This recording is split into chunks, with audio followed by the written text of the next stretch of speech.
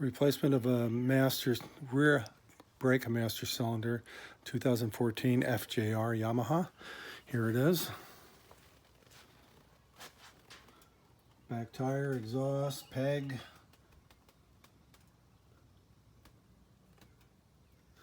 So, these two screws, this screw, this fastener under here, which by the way is extremely tight. I think they use thread lock on it because it supports your peg. It supports this. This whole thing then can be moved in and out. Then you could get at the back line, which comes down here. It's got a bolt on the back side with copper washers to seal the banjo bolt. It's got a hole in the middle of the bolt, and you have to take off this panel, take off this fastener, take off the seat, take off, there's another fastener like that up here, and some of those little plastic fasteners that you could take out with some Phillips screwdriver and some needle nose. Just pull them out. They don't screw in or anything. And what I did was I got an aftermarket unit. Here's the original one. The aftermarket unit came with the smaller reservoir, and I didn't use that. I used the hose and the reservoir that came with the bike because it was larger, and I just removed it.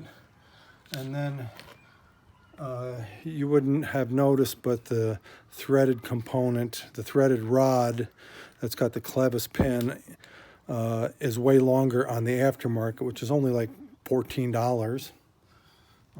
This was way longer, so I matched the other one up, cut the threads off of the new one to match the length of the old one, and then it worked. Here it is. I had to cut this off, just put it on a block of wood. I held the back side with the threaded part that was going to be cut off with some vice grips, and used my hacksaw and just cut right through it. That worked out great. Now just remember, when you bleed, the rear caliper has got a bleeder here, so that bleeder and the reservoir is up behind that side cover I was pointing out. Make sure that's full of fluid. Crack the bleeder. You can actually fill the reservoir and leave the cap loose. It'll gravity bleed, but here's the thing. You have to bleed the fronts, or at least the front caliper has a dual line on it. And here's the front wheel. And so there's a bleeder up here behind your reflector on the right front caliper. The right front caliper, always bleed on the top of the caliper because the air will flow up to the top.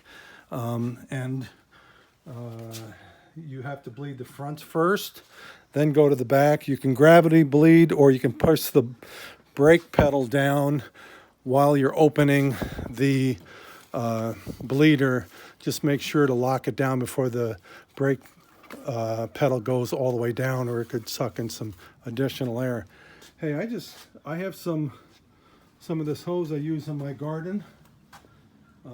That makes great tubing for bleeding brakes because the brown stuff is soft. I use this for my automatic timed flower baskets, and so you could buy that. It's like a drip bleeder hose. It's 1/4 inch, or you could use vacuum hose. Some people say you have to use clear hose to see the bubbles, but coming out, the air bubbles come out, but what difference does it make as long as you're getting enough fluid in it? And then when I was all done, my pedal height was much better. It's a little bit lower than it used to be, and I'm not sure. I might have to bleed it a little more. Some people say you have to run the ABS on it, but it stops real good now. As soon as I put pressure on the back brakes, I can feel the bike slowing down again, and that was a problem before. The pedal went all the way to the floor, so to speak. So hopefully that'll help you with yours when you want to replace or have a bad brake pedal height, or no back brakes. The brake master cylinder could be defective. could have air in the lines. When the master cylinder goes bad, it's possible, you know, it sucks in some air. Or I pulled in some air into the system thinking it was the rear master cylinder, and maybe it was just air in the lines, and I'll pick up some more air. Maybe there's a slow leak in the system somewhere, but either way, for $15 for a new one, it was worth the option. And then bleeding the system out, I stop well again, and that's all I care about. Hope it helps you. Good luck.